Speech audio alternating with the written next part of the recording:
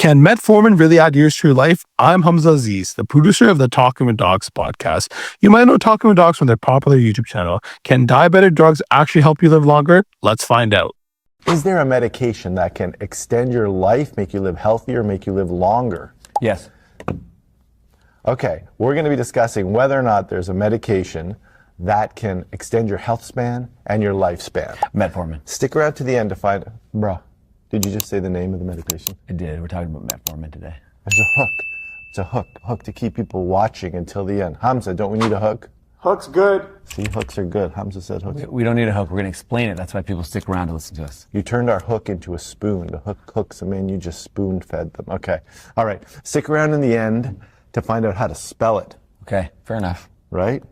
I mean, it could be an F. It could be a PH. Sure. Like Phil. Silent X.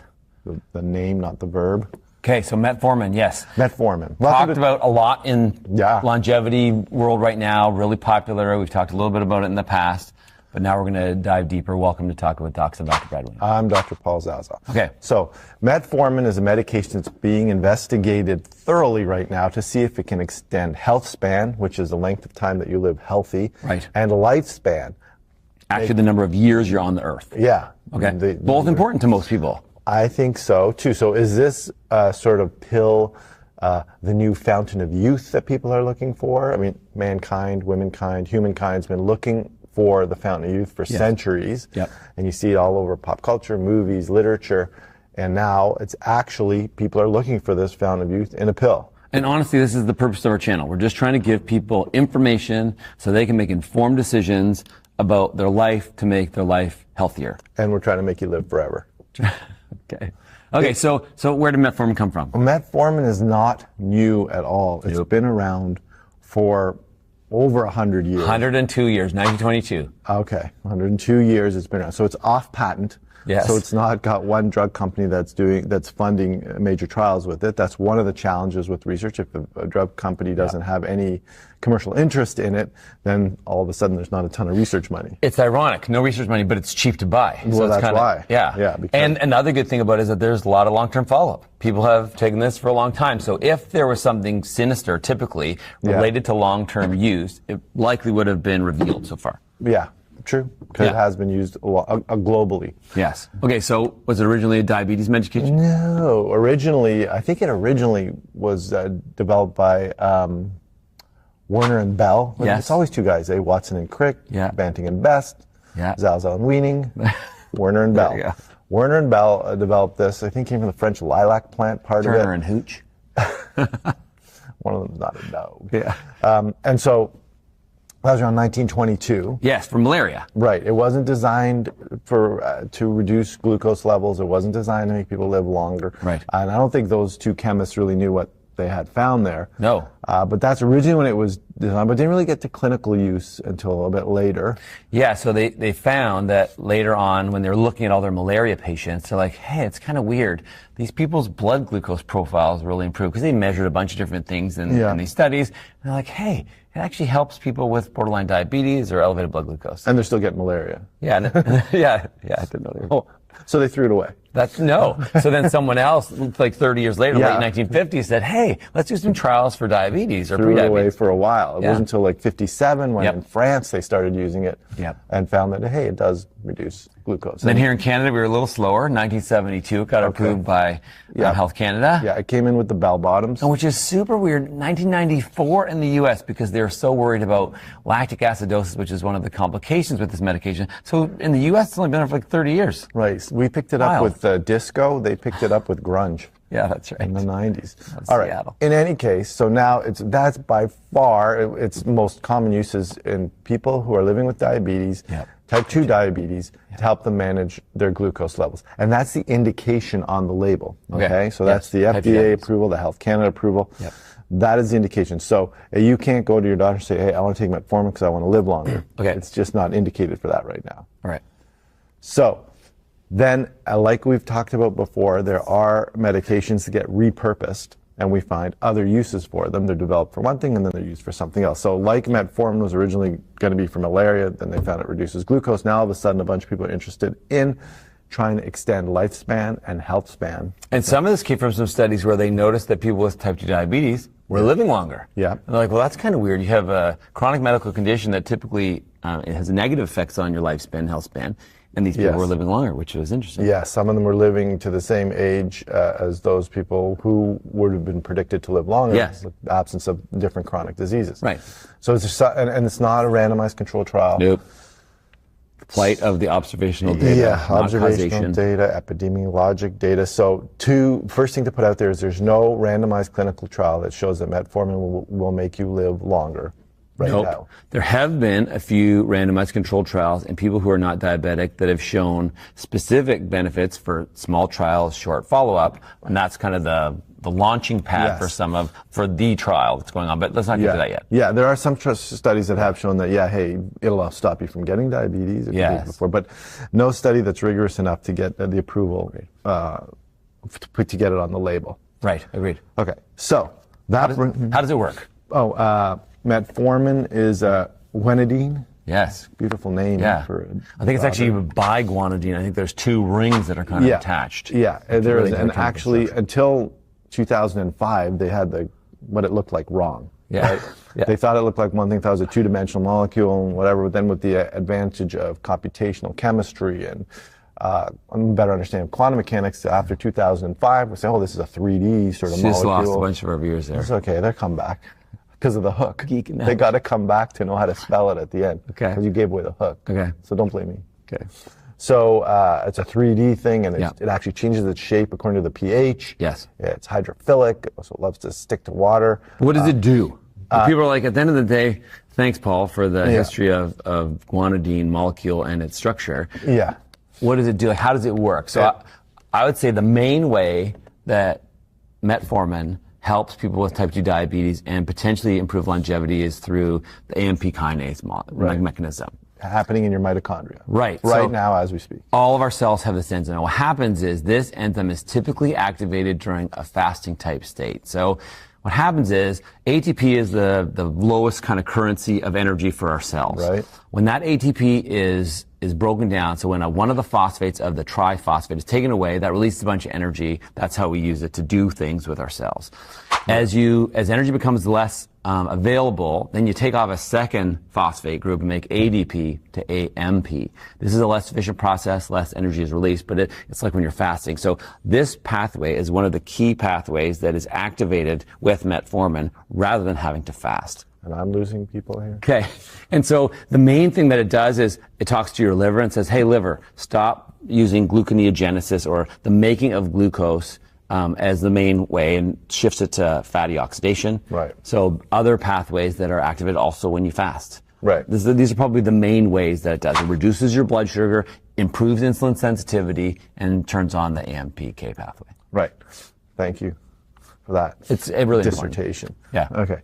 Now where were we? We're talking about the fact that it's being repurposed to look at aging, and there is a group interested in this. Yes. And they put together the TAME trial. Right.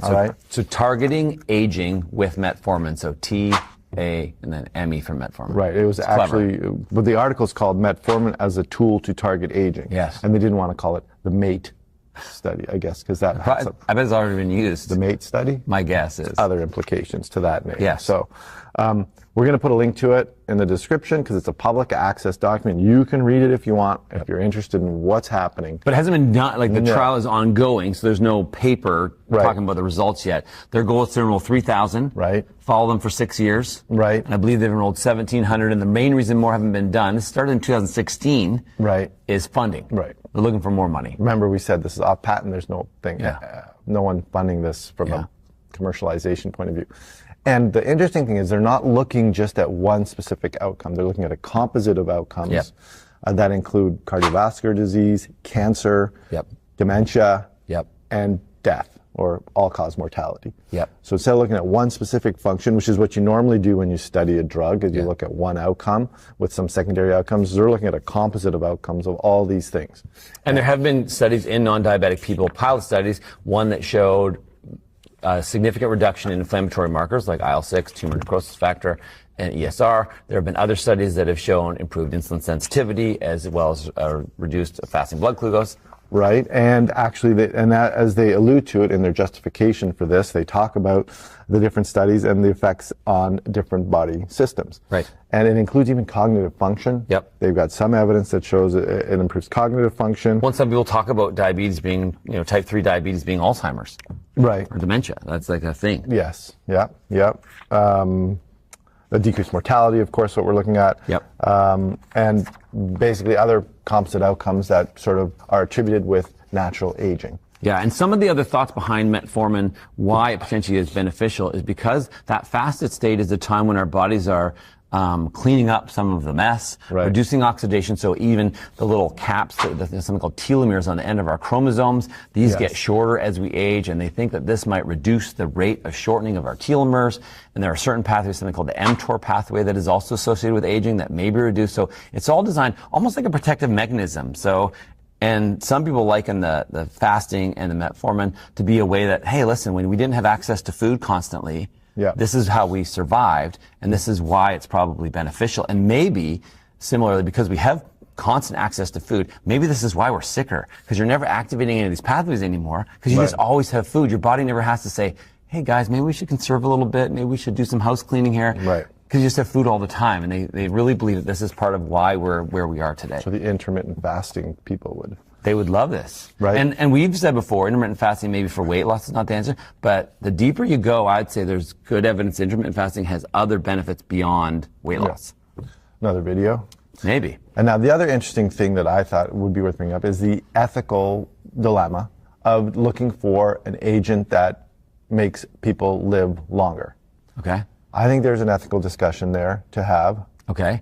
Leave a comment if you think, hey, it's ethically sound. Or what you think about this at all, actually. Right. If you think it's ethical to develop something that's going to make people live forever. Sure. I think the first thing about that is we didn't really talk much about the side effects, and thankfully they're not very many. So the number one is GI. GI upset is very, very common. Often it'll get better if you start slowly or use slow-release metformin. The second one would be B12 deficiency. It alters our gut microbiome in some positive ways and also in some negative ways, as well as transport and the receptors that actually get B12 up into your ileum or the last part of your small colon. Right. That's like 10 to 30%. There's very rare side effects, something called lactic acidosis that can be life-threatening, and this was the main reason the FDA waited for 70 years to approve it. Right.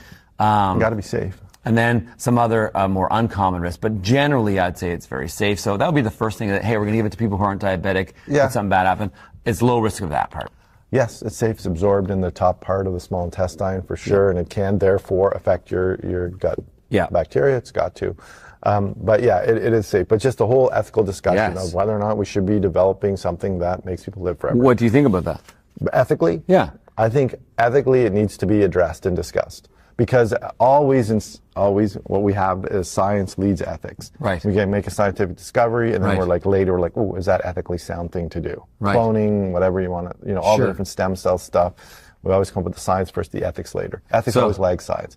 So would you argue, so would you say that medications generally that we take are designed to improve our health and directly or indirectly increase our lifespan and health span? Yeah. Every medication, no one takes a medication that's going to shorten their life. I think medications are developed to treat a specific disease. Okay. So, and you're just, the argument would be, is aging a disease? No. No, that's what I mean. Like, that's the argument, right? Aging's not a disease in my idea. It's a natural process. Would you say that as we age, we all develop kind of borderline diabetes or reduced insulin sensitivity? We don't all do. No, but that's one of the problems. I'd say nowadays in our society, even people who aren't diabetic, a lot of people have these issues. You're just treating it before it becomes a problem. Yeah. But I think there is an ethical. Oh, for sure. It should be discussed. Okay. So then, and like we said, there's no randomized clinical trial that shows this works in people. There's animal data. There's one ongoing.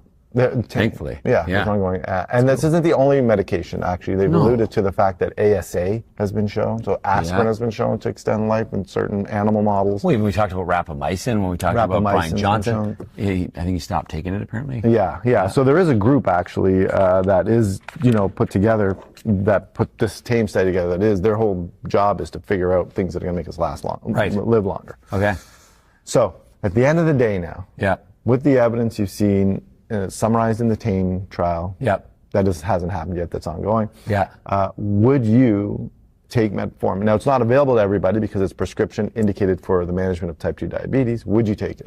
Okay, so I've changed. So prior to starting the deep dive, I would have said, yeah, I'm really interested in thinking about this. Mm-hmm. And then there's one particular study that showed that people, because of the way that it affects your mitochondrial function, that people that exercise regularly and relatively intensely, it can have a negative effect on your exercise performance.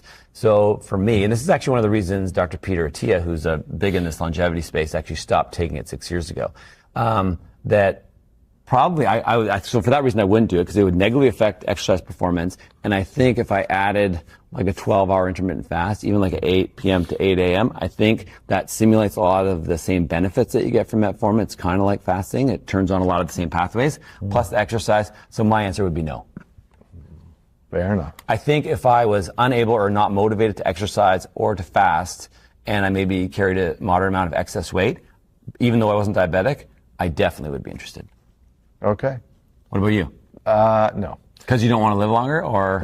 No. No, I'm curious. Because some people are like, you know what, I'll just take whatever I got. No, I would not take it because I think I agree in the sense that with lifestyle modifications, you can achieve the same benefit that they're looking for with metformin. Yes. I don't think metformin in any way is going to do better than, a good diet, a good exercise. Stress reduction, good sleep, all the all stuff. the pillars of health that we talk about. I honestly think those things. And I'm not a big fan of replacing a lifestyle modification with a pill.